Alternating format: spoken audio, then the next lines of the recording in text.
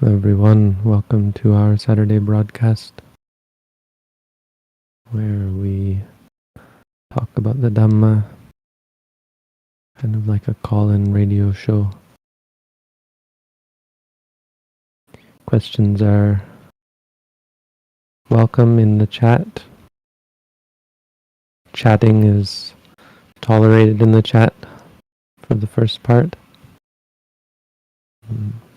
Talk about. And you're welcome to ask questions, and they will be collected by our volunteers who will then sort them and categorize them and present them, and I'll answer them in the second half.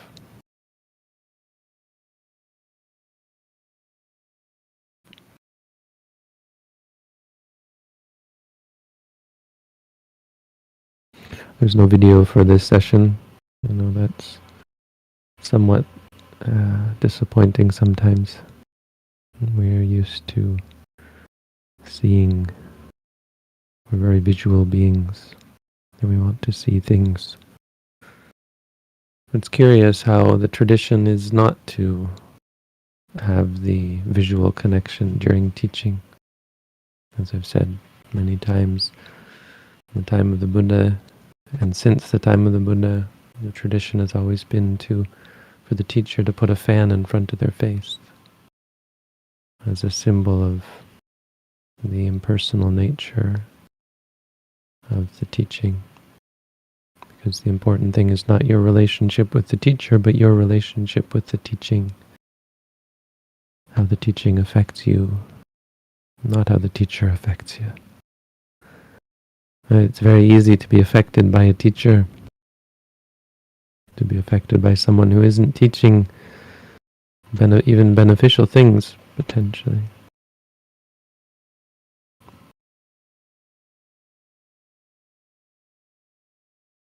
So, most important always is not to focus on the person, to focus on the quality.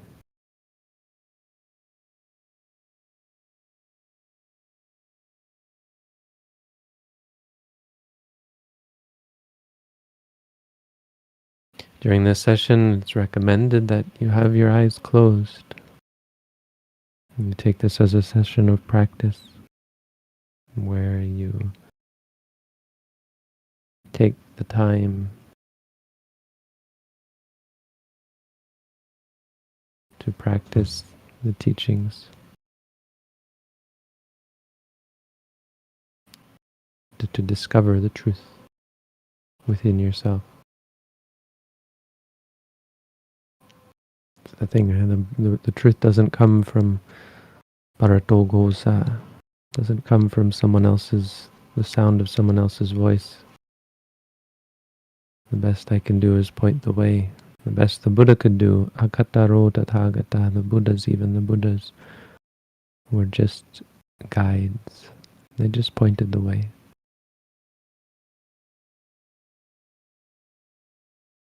You yourself must do the work. So today I'll talk a little bit about the Dhammas that make one memorable. And I had a little bit of concern before this session that I might be translating it wrong. So we understand that it looks like there are two different ways of translating this word.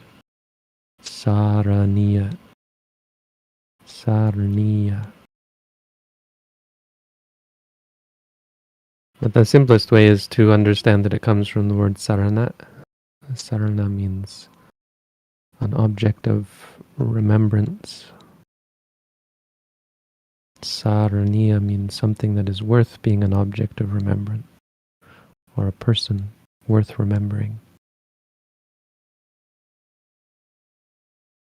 These are Dhammas that, according to this translation, lead people to think of each other, to think fondly of each other.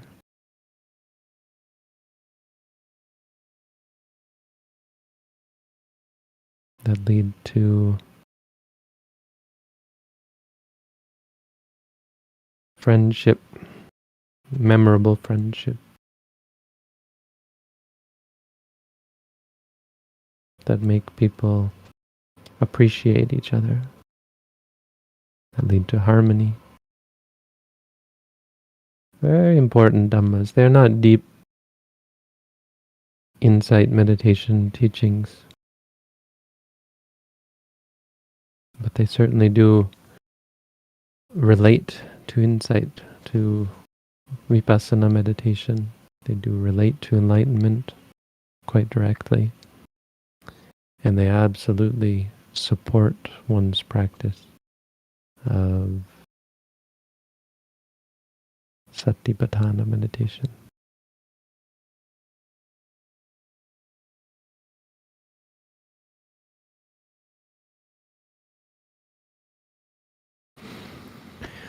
The Buddha taught these teachings to the monks at Kosambi, which is a very famous example of discord, where the monks were not thinking fondly of each other.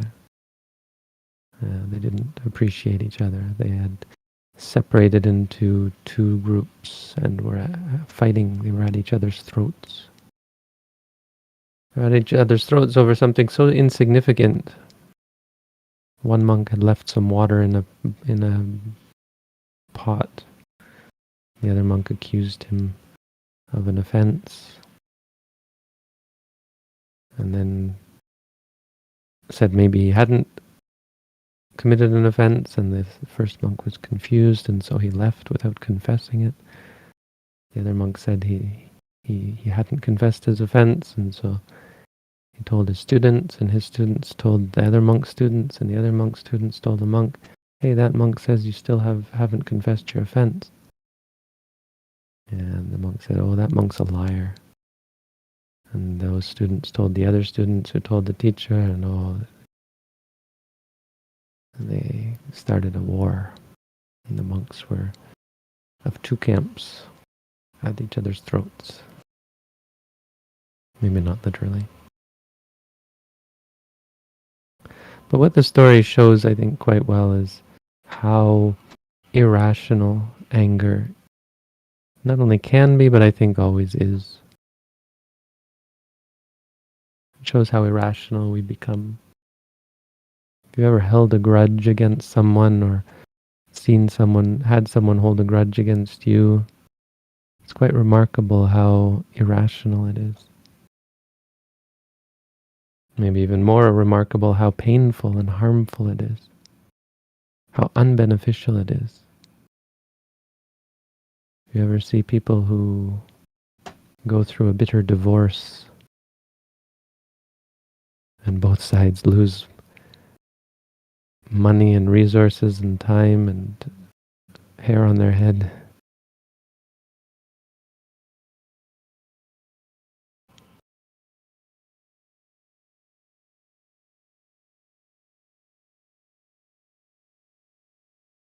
And it seems that they've done something not only useless but directly harmful.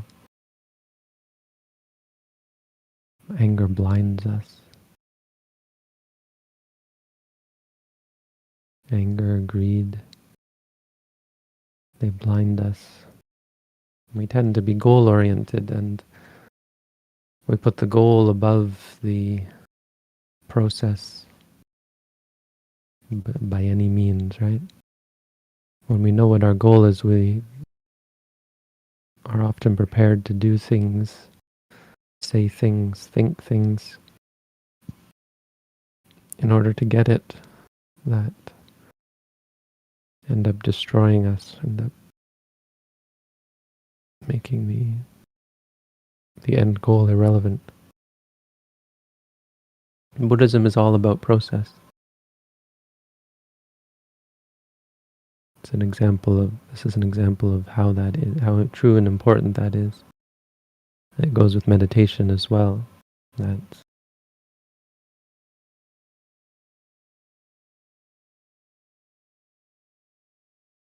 the ends never justify the means. The ends end up being only a product of the means, never more. There's no end that out outweighs the means, because of course the ends are always a product of the means. There's no such thing as ends that are not a product of the means. And so trying to achieve the same results with two different means, on a karmic level anyway, on a karmic level, meaning to do with anger or without anger, you can't accomplish the same result.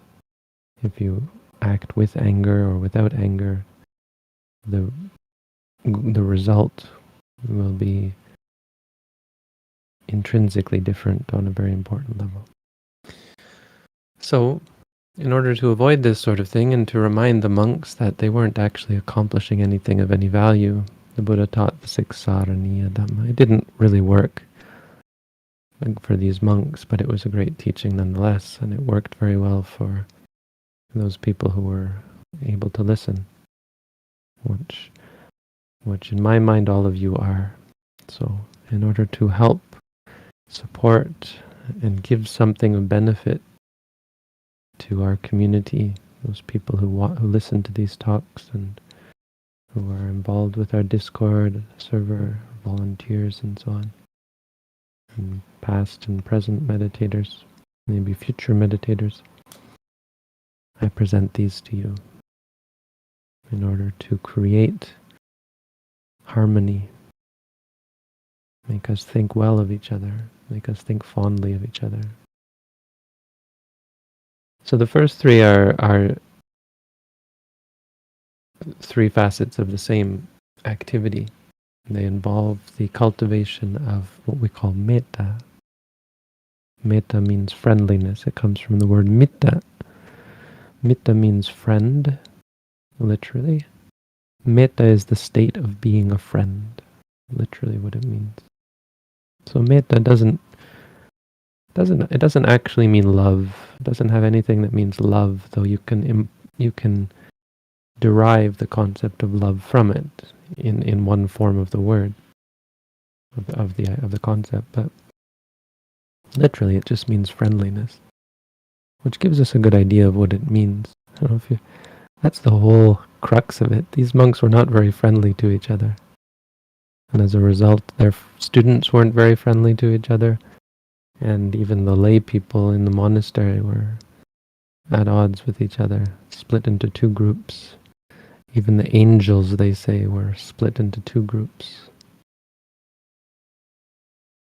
The spirits in the monastery had taken two sides. Not very friendly. So the first three are friendliness towards each other, friendliness in our physical acts, the way we act towards each other, friendliness in our speech, and friendliness in our thoughts. These three go together: body, speech, and thought. These are the three doors in Buddhism. A very important classification just for practical purposes. It simplifies things quite dramatically to think of us as having three doors by which we perform ethical and unethical deeds. So some of our actions are physical. We might hit someone or push them, or make a lewd what is the word? Coarse or rude expression with our hands. No. We might simply act in such a way that is unfriendly, like stomping around, crossing our arms across our chest, frowning. Even the act of furrowing your eyebrows can be an act of unfriendliness.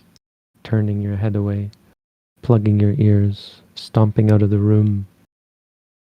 All of these are unethical acts. Yeah? You can say, oh, I'm keeping the 5 precepts, so I'm perfectly ethical, and you'd be fooling yourself. If you walk If you stomp around with anger, if you walk with anger, it's unethical walking. Unethical walking. Cross your arms across your chest. If you do it with anger, that's an unethical act. And of course, this also includes the more obvious friendly and unfriendly acts of actually doing things for each other. Based on our kindness, our friendliness, we think of each other, we're thoughtful, and we act thoughtfully by giving things to each other, helping each other with our work. You see someone doing something, you go and help them. There were these 3 monks who lived together in complete silence, but when they saw each other when they saw one of the other monks needed help, they wouldn't say anything. They would just maybe call each other with a hand signal, and they would right away go and help, always helping each other with whatever needed to be done.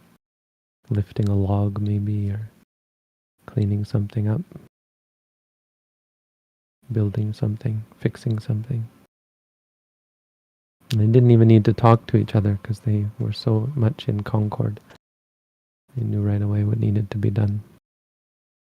And they didn't talk to each other because they wanted to maintain their seclusion.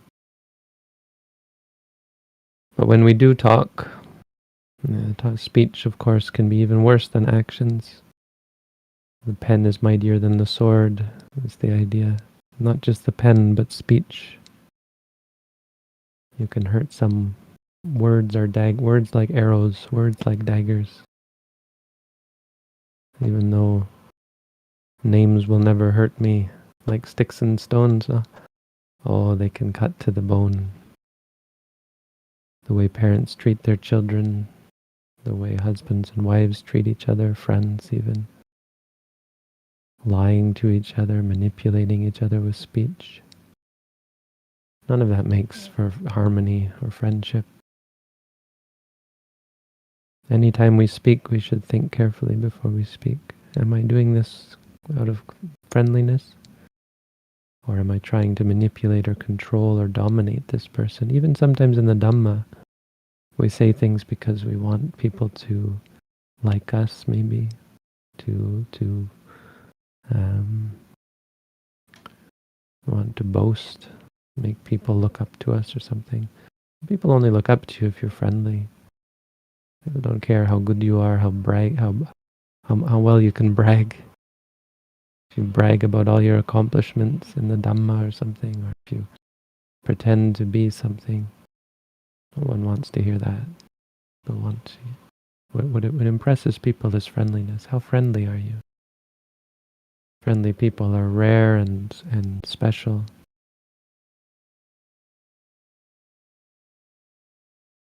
Monks can be somewhat unfriendly sometimes. Seem unfriendly. I say this because we have to stay somewhat aloof and distant, and that can seem quite unfriendly. So you have to understand the idea of friendliness. Remember these 3 monks who didn't even talk to each other. Friendliness doesn't mean that you talk a lot or that you act a lot. It doesn't mean that you go out of your way to socialize. The problem is when I say friendliness, when we use the word friendliness, people think immediately of what they normally think of as friendship. Friendship is this this rambunctious, joyous, prattling on, this companionship that creates festive feelings of joy and pleasure, joking and laughing.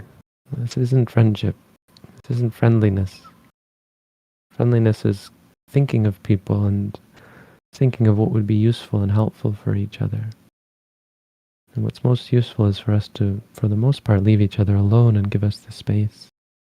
Not to bring about sensual enjoyment, where we make each other laugh or smile even, but where we help people to continue on their journey, where we don't interrupt them, we don't bother them with our problems or with our our trivialities, no, telling them about our day and so on. It's not to an extent we have some cordial talk, but to be very careful that we don't spend all our time. Some people, they'll just take long time to tell you about their day and meaningless things, and it's not good for them, and it's not good for the people listening. We have to give each other the space. So these three, also with thought, even our thoughts should be friendly. Sometimes we might not speak or act towards each other, but we think of each other with friendliness. And these thoughts show, they show how thoughtful we are, that we are thinking of this person. And the way we act and the way we speak depends on our thoughts. And it keeps us from bothering, from interrupting, from disturbing each other. You can tell someone is thoughtful when they don't bother you. No, even just thought leads you, friendly thoughts. When they stop you from bothering each other, they lead you to think, oh, that person, they really just let me do my thing. No. This, as opposed to someone who's constantly nagging you and bothering you and looking over you, like a teacher who might. Sometimes if a teacher does that, it can be a real disturbance to the meditators. When a teacher is constantly engaged with the student, watching and nitpicking on everything they do. The teacher should just be able to step back, and friends as well. We should remind ourselves that we're not each other's parents.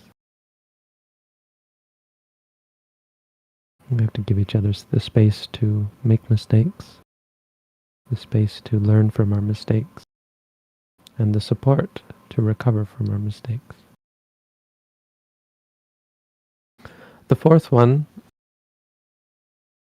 is to share our belongings with each other. This one is important in a monastic setting, and you can take it as a sort of an example, the ultimate example, because for monks we don't collect possessions.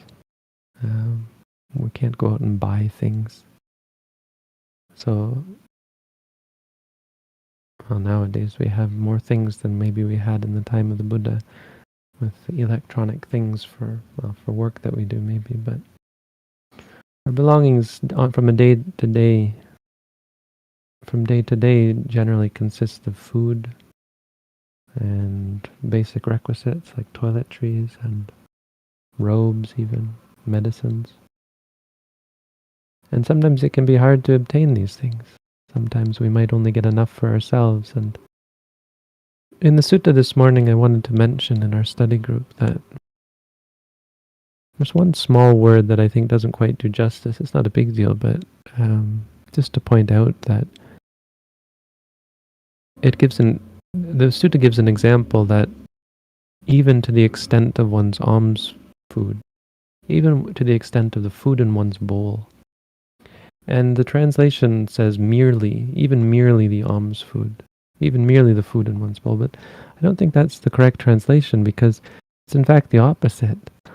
The food in your alms bowl is not a mere thing. It's not like, if that's all you've got, then okay, let's share that. But no, it's more like sometimes you have just enough food for yourself, and yet even that, even to the extent of the food in your own alms bowl, all the food you have to eat for the day, it's a really good example.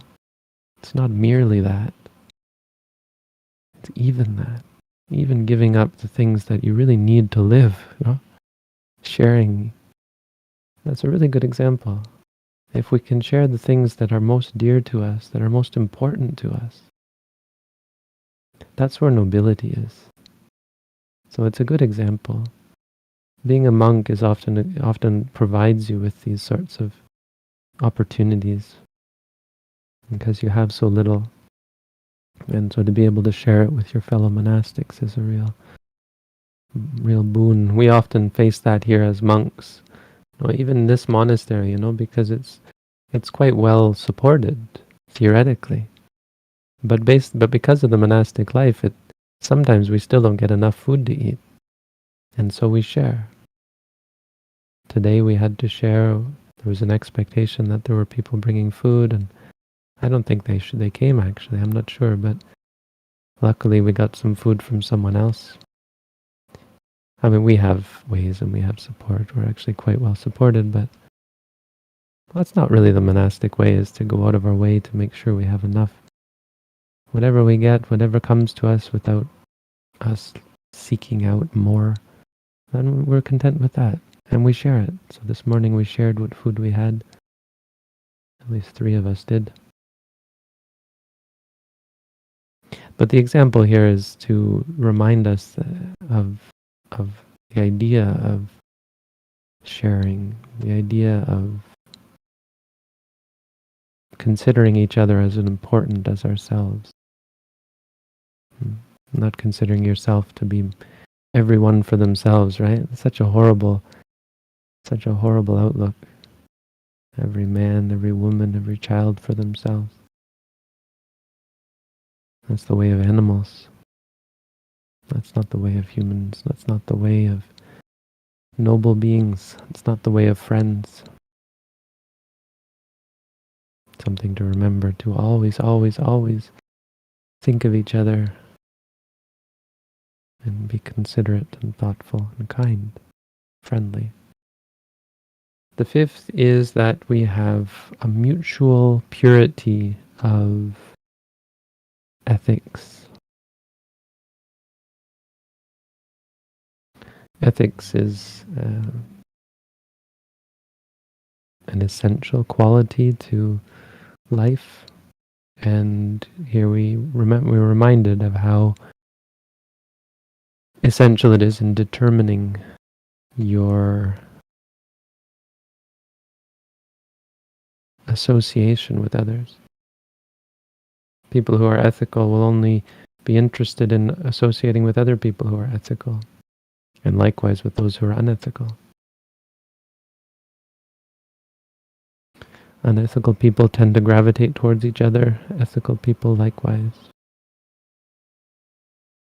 What should concern us, what should be something we find incredibly important, because if we act, speak, think in an unethical way, we're never going to gain that friendship, that trust of those people who are worth befriending, people who are actually friendly, kind, thoughtful, helpful, wise, able to provide that support, that friendship that can support us in our practice.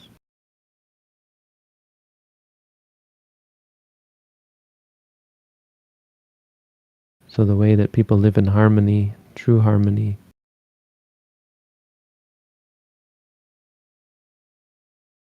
is very much tied up, very much based on their ability to be ethical. And number 6, what the Buddha said was the most important one, is that they have right view together. They are of the same view. And this is how religion is formed and how religious communities are formed. Religious communities of all kinds, with right view, wrong view, doesn't matter, are quite a powerful entity, as we all know. Quite a powerful thing, because there's a reassurance that you don't get in ordinary society, a reassurance that the people are of the same view as you.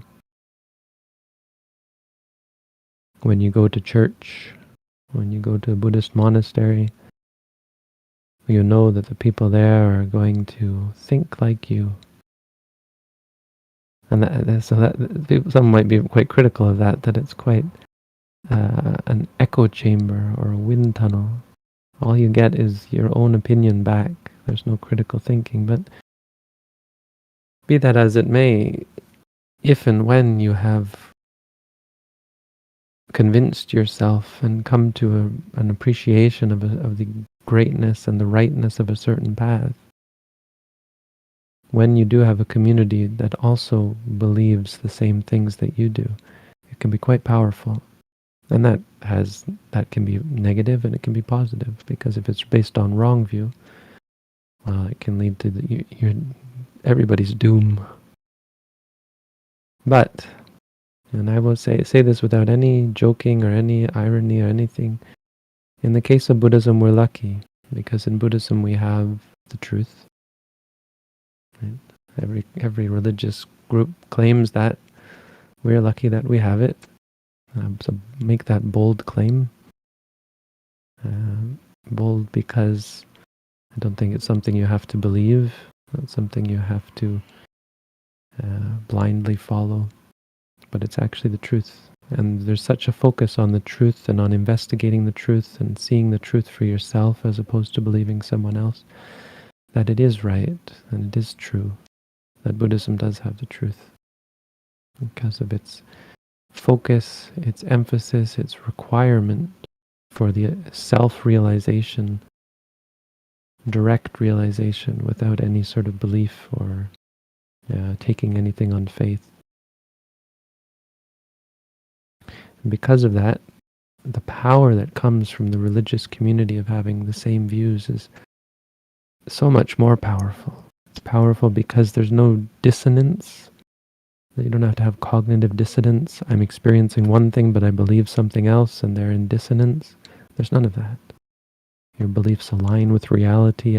They align both with all the other people you're associating with and reality. That's so much more powerful than any other kind of belief or companionship. It leads to a greatness of... We shouldn't be afraid of religious community. We should just understand the power of it and how it can be used in the right way if the community is dedicated to the truth and to reality. All right, so I've talked for a while. Those are the 6 Saraniya Dhamma. 6 things, if you haven't heard of them, good things to think about. Not directly related to actual practice, but very important, and especially with right view, tied quite directly to our practice. But mostly, and from a practical perspective, these are a supportive teaching that keep us going as a community and continuing on the right path. So that's the Dhamma. Now we'll take questions if there are any. There are questions, so let's begin. In sitting meditation, should I start right away with raising, falling, sitting, touching? And after touching all the points, should I start again, and so on until the hour ends? So this is the kind of thing you should probably talk to your teacher about, but that's a specific exercise that's given during a meditation course. And if that's been given to you, rising, not raising, rising, this is an English word that relates to the stomach movement. It's only the way we describe it in English. It's not really accurate, but when the stomach expands, we call that rising. And then falling, when the stomach falls, and sitting, and then touching would be based on sending the mind to a specific point on the body, just as an exercise to keep the mind flexible and so on. Keep the mind busy, keep the mind present. And yeah, that you would go through all those points and then start again.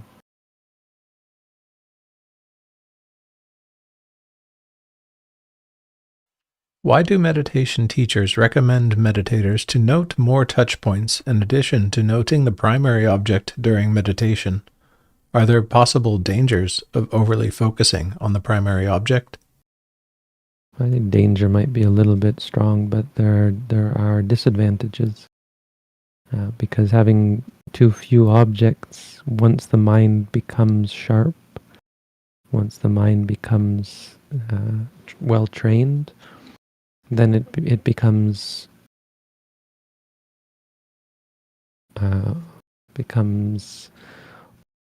too easy for the mind, and so the mind is left without a challenge.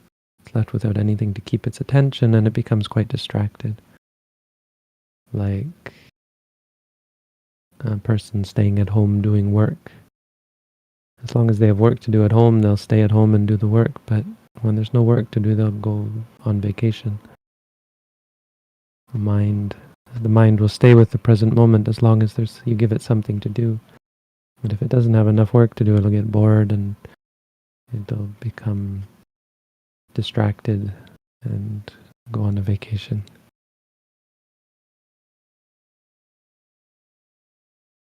So we give you more work to do.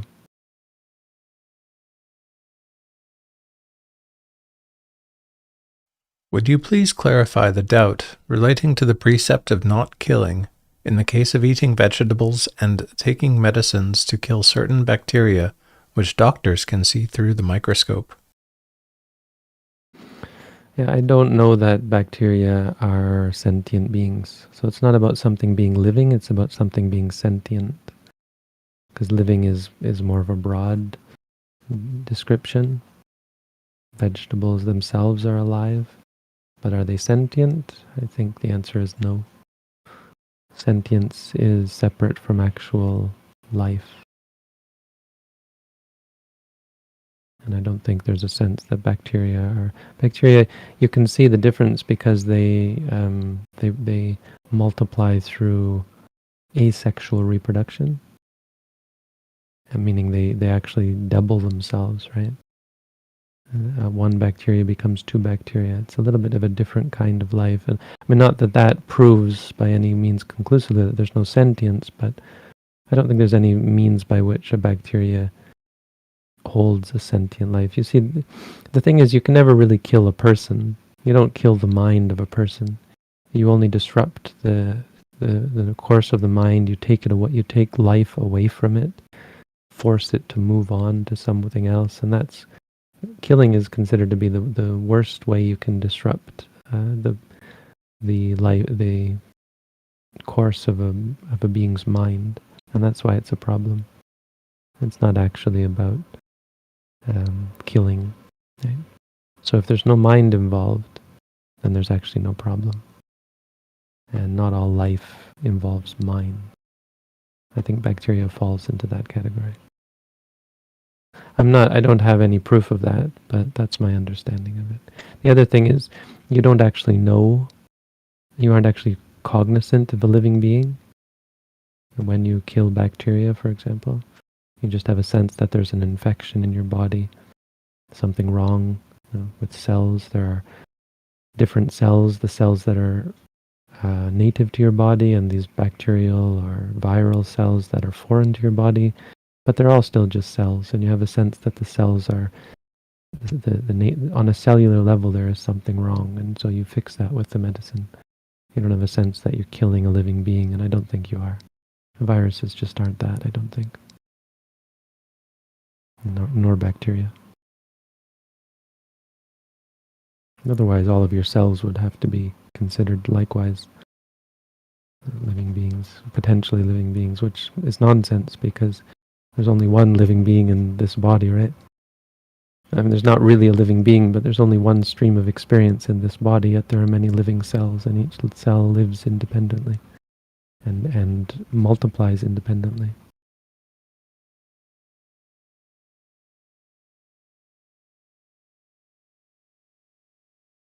When I do a mistake, I used to think a lot about it, and it's kind of torturing myself.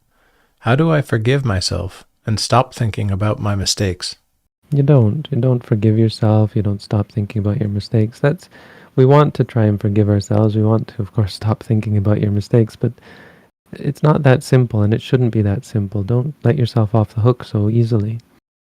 Be patient and accept the fact that you will have to live with your mistakes, and you might feel bad about them.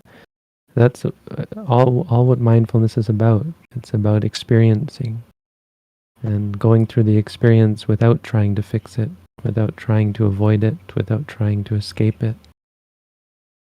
Even the bad results of things we've done. You don't have to forgive yourself. You just have to see what you did wrong and learn from your mistake. Learn from your mistake. That's a huge part of life, and it's a huge part of insight of mindfulness meditation. Be prepared to You have to live with it. Don't try and escape it. Don't try and force yourself to not think of things. You get to the point, I mean, that might sound kind of dreary, but you get to the point is you get to the point where you let go of it, right? You stop trying to escape it. You stop letting it get to you, and it no longer bothers you, and you can remember all the bad things you did and just relate them to other people. Yeah, I did all these bad things. I worked through it. I no longer blame myself because I've let go of it. Because, of course, you start to see that blaming yourself is just useless, adding to the suffering.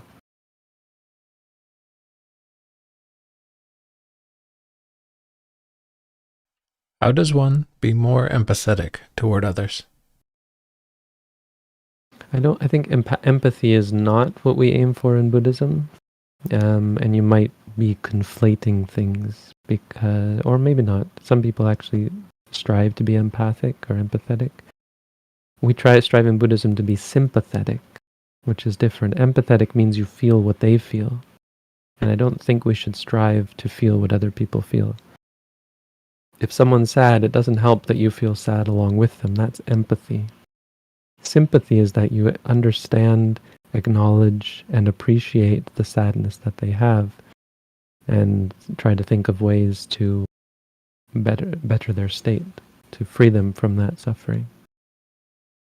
So we should be sympathetic. How can you be more sympathetic if you focus on that instead? Of course, these ideas of friendliness help to think of other people and to think with friendly thoughts of other people. Mindfulness, of course, helps, but I wouldn't say that it's something that you have to focus on, because ultimately, of course, we can only best help ourselves. And the best thing we can do for others is to help ourselves and to make ourselves more pure and more at peace, so that we cease to be a source of suffering for others.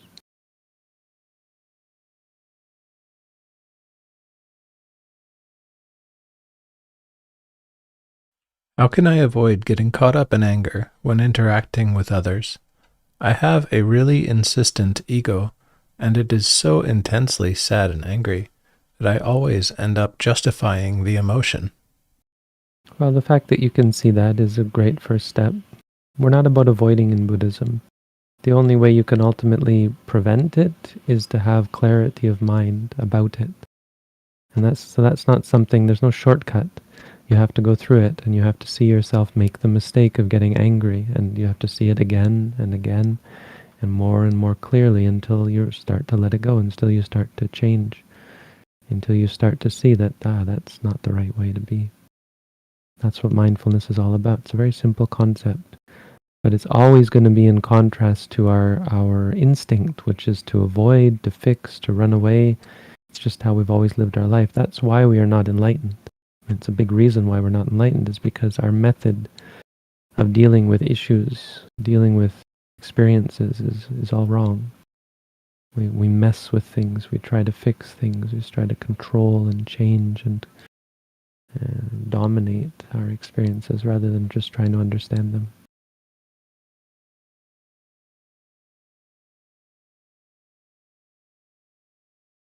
In the booklet, you talk about not eating too much or too little. What should we not eat and when? Before or after meditation? That doesn't have anything to do with before or after meditation. It means that if you eat too much or if you eat too often, it's a distraction from your practice. It creates greed, it creates complacency, and of course it disturbs the body, creates lethargy in the body, creates heat in the body. Try to eat only a few times a day. I mean, the ideal would be to eat once a day in the morning, because you're using all of that energy throughout the day. And then that's it. It frees you so much because you don't have to think about food for the rest of the day. Frees your mind. It's not a essential practice, but it's a very, very useful one.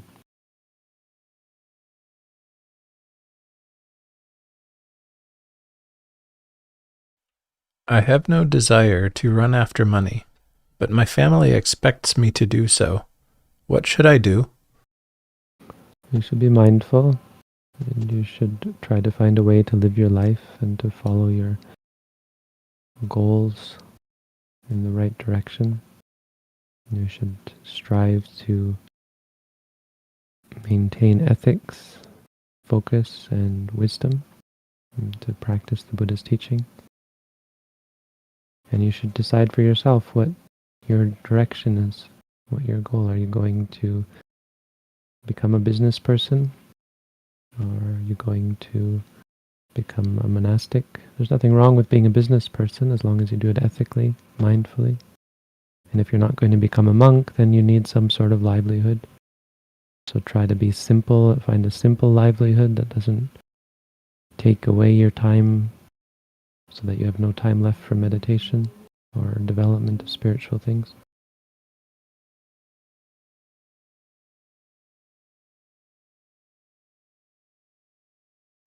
Is a life full of pleasure better than a life full of neutral consciousness?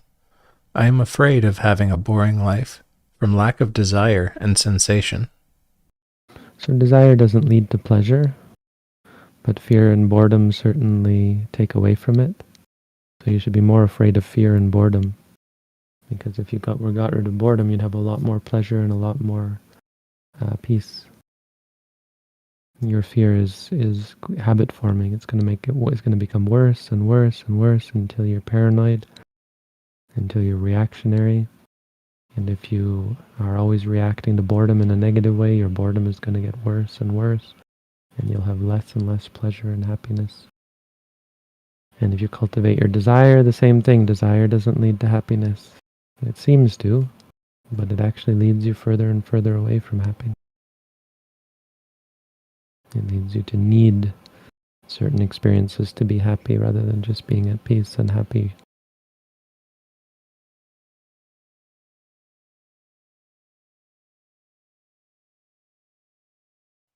How do you know where to draw the line between being helpful and getting used by others? Can we be resourceful with our own energy without being egoistic? So this is why this is a good example of why the focus is on cultivating your own mindfulness, your own clarity of mind, instead of focusing on helping others. Because you can't find an answer to that from just helping others. You won't get the answer you need. There is no real line. If your focus is on helping others, where do you draw the line? It's completely a line in the sand. But if you're focused on being mindful, and if that's your focus, then you'll constantly still come into contact with other people and be put in positions where you might have to help them. But when your focus is on being mindful, the help will not be your focus. So in two ways, that protects you. One, you aren't disturbed when people use you, because you're not even thinking about it. You're just thinking about being mindful, and you think, okay, mindfully I will do this. It involves what might be called helping this person, but this is just the right thing to do. It's kind and thoughtful, so I'll do that thing. And two, because you don't invest yourself in it, that you don't get caught up in their business, and the line is drawn when they stop pulling you, when they stop drawing you in. You don't get caught up in it emotionally. You don't get drawn into their drama. You help them and then you go away. It's actually a lot less complicated than it might seem. People don't pull you in if you're very mindful. I mean, to some extent, but not as much as if you get caught up in it. Maybe you get angry. Why are you? Look, I don't want to. You're manipulating me or so on. And it just draws you in further, and then you're in an argument, and they try to prove to you that they're not manipulating you, and then you feel guilty, and then you help them more, and so things like that. I mean, this isn't exhaustive. There are, of course, many different types of relationship or ways that people interact with each other. But the only sure way to keep yourself on the right footing is mindfulness.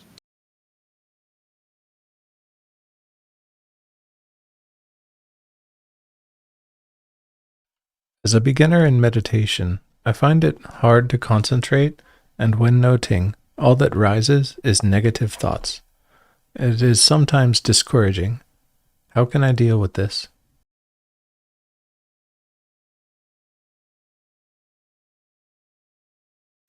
Well, it's not easy. Meditation is not an easy thing by any means. When you're discouraged, that's just another state, and you should not discourage. But you should be encouraged that you're seeing the nature of your mind. You should be patient, and you should understand that it doesn't go away if you stop meditating. Meditation isn't making these thoughts arise. Meditation isn't making you distracted, right? It's showing you that. And meditation doesn't require you to be anything other than what you are. So you don't have to be discouraged in the sense of thinking that maybe you're not good at the meditation. There's no such thing as being good at the meditation. There's only the activity of confronting and facing and standing strong in the face of our experiences, having a firm grasp on whatever it is that arises. We're seeing or hearing, smelling, tasting, feeling. Just grasping it as it is, keeping it in mind, having a clear perception of it.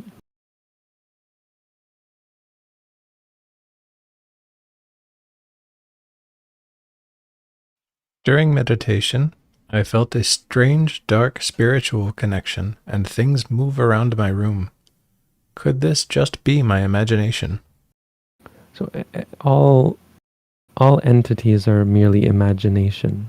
If someone does walk into your room, the person is just your imagination. We use the word imagination, but it's not quite accurate. The point is, it's a concept.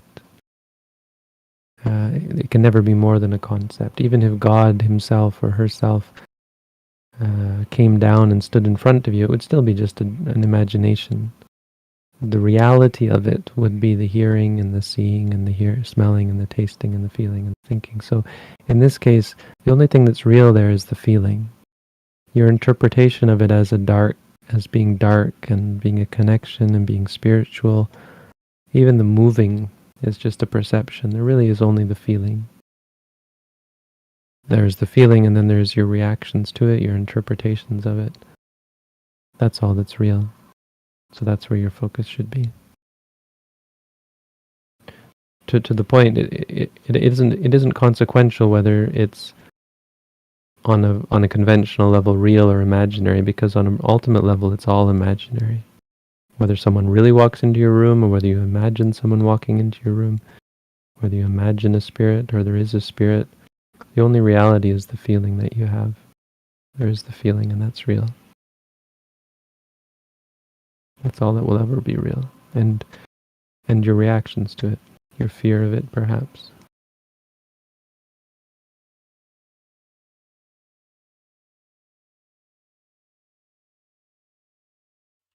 The Noble Eightfold Path, and Buddhist morality in general, a prerequisite to advancing your meditation, or is it something that comes to you naturally as you advance in your practice? So the Eightfold Noble Path is the goal. It really is the ultimate. It's the moment where you're perfect. The Eightfold Noble Path is the qualities of the perfect moment of awareness, where the mind experiences reality exactly as it is, and with perfect clarity. And it's called the path because it's what brings about the next moment, which is the cessation of suffering, which is the fruit.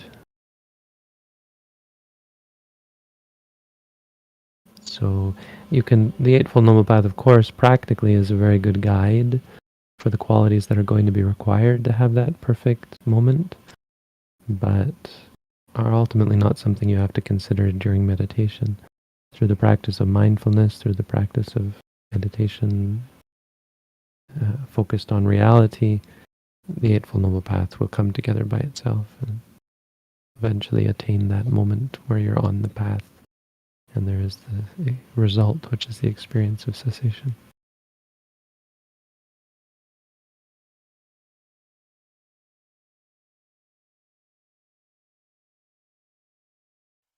What does Buddhism have to say for someone who chooses to dedicate a big period of their life to pursuing a craft, sport, or competitive video game? I don't know, this isn't tier 1, is it? No. Or do we have this compassion question? Someone's asking about compassion. Is that on our list? Or did that slip through the cracks? There is a question sorted into tier 2 about compassion. I can bring that up next. I think I'm too far down. This one, yeah. This one I think is interesting. Please explain why meditation helps you to create compassion toward others. So I think this is worth focusing on or understanding, because we often look at it the other way around, that maybe compassion would help my meditation, that kindness and friendliness helps your meditation, and it does, that's true. But there's another way to look at it, that in fact, the best way to be kind and compassionate is to have a clear mind. Why does meditation help you create compassion? Because compassion is really seen in a negative sense, not negative in a bad way, but negative in the sense of the absence of thing. It's the absence of cruelty. It's the absence of the inclination to hurt others or to discard other people's feelings, to ignore other people's feelings. Because it's natural, right? Compassion is a natural state to some extent, in the right way. Now, when people talk about compassion, like the compassion of the Bodhisattva, that's going out of your way to be compassionate. And even the Buddha, when he became enlightened, he realized that really going out of your way is it's just a wrong pursuit, in the sense that, well, it's not wrong, but it's a distraction. It's not the real goal, because thinking of others doesn't actually lead to clarity and enlightenment. But a person who has a clear mind is going to be free from any sort of selfishness, right? They're not going to have any needs of their own. Why enlightened people are so kind and generous? Because they don't need anything for themselves. If you have no attachment to things, you can be perfectly generous. You can be completely generous. If you have no attachment to self or self-interest, if you have no bias or partiality, then absolutely there's never going to arise any sort of cruelty, even to the extent of discarding people's needs, discounting people's needs, ignoring people's needs, ignoring other people's cries for help, for example. And so you have no qualms about helping people, but you're not, because it's based on mindfulness and based on wisdom, you're not taken off balance so that you live your life for others, right? You would never live your life for others because you have no desire to, you have no attachment, you don't feel the empathy of sadness when other people are sad. You have no attachment to other people's suffering either. So it keeps a perfect balance. You're never taken off balance. You're never consumed by other people's needs. And so it's perfect. It just is what it is. You are compassionate and kind and friendly and joyous. You appreciate other people's good qualities without any jealousy. And you are completely equanimous. You have no partiality, no favoritism. You're perfectly willing to help anyone who needs help. Meditation, so looking at it this way, meditation is the best catalyst for the cultivation of compassion. And so you can think of them as going hand in hand. Compassion and friendliness are support for meditation, but likewise, as you continue and progress in your practice of mindfulness, you become more compassionate and more friendly.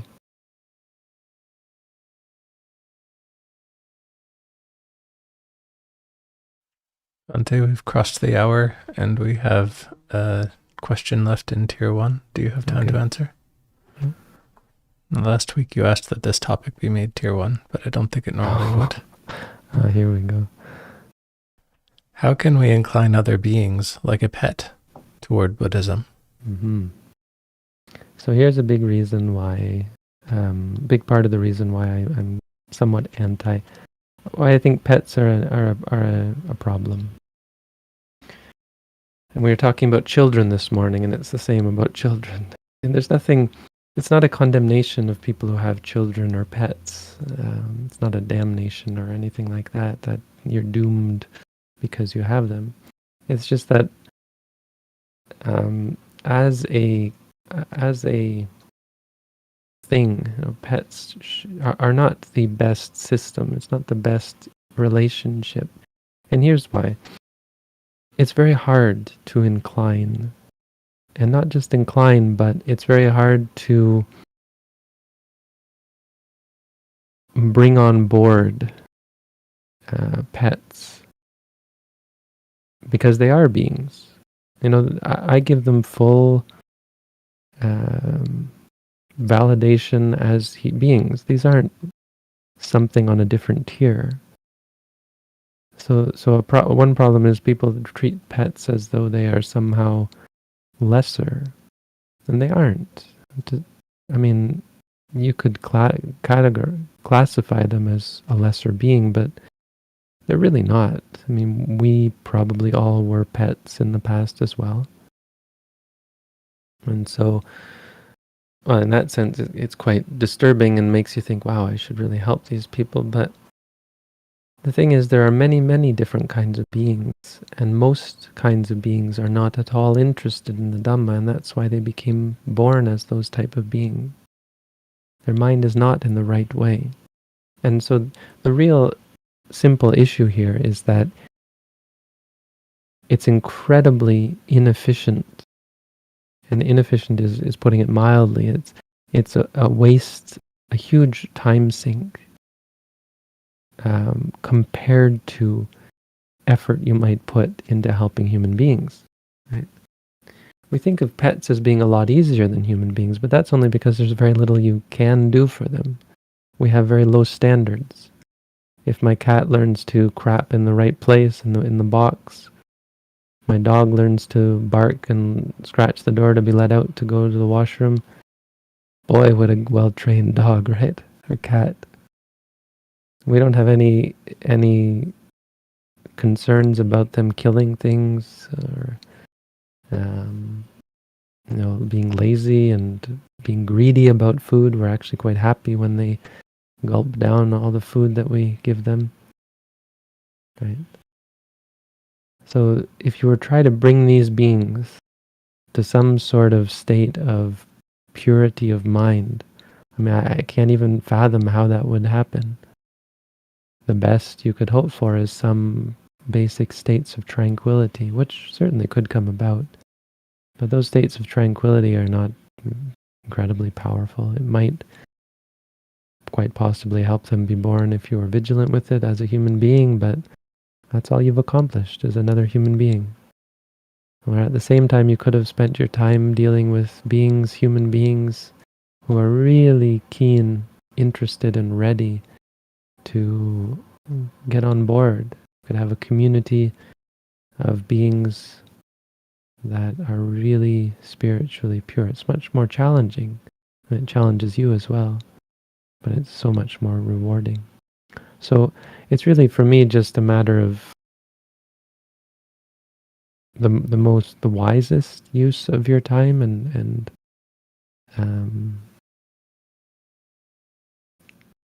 the best way to live your life, a way to live your life in such a way that supports your practice and directs you in the right direction. That being said, if you have a pet, there's not much you can do, because sometimes we're talking about this, that sometimes you're put in a position where you're obligated to take care of an animal for whatever reason, and there's no sense that you should kill the animal to not have to deal with it, of course, or even discard the animal. So you have to think of it as being a very, very limited case, a limited cause. It's not a lost cause, but it's a cause that you can only have a very limited effect on. I'd like to think that there are some ways to keep animals of various types from engaging in unwholesome activity. If you can help them to appreciate the problem with it, even just mindlessly reminding them, no, that's not what we do here. We're not allowed to do that. That's not going to make them understand why they're not allowed to do it, but in the beginning, sometimes it's just important to stop them from doing the things. Maybe putting a bell on a cat, if that works, to keep it from killing animals.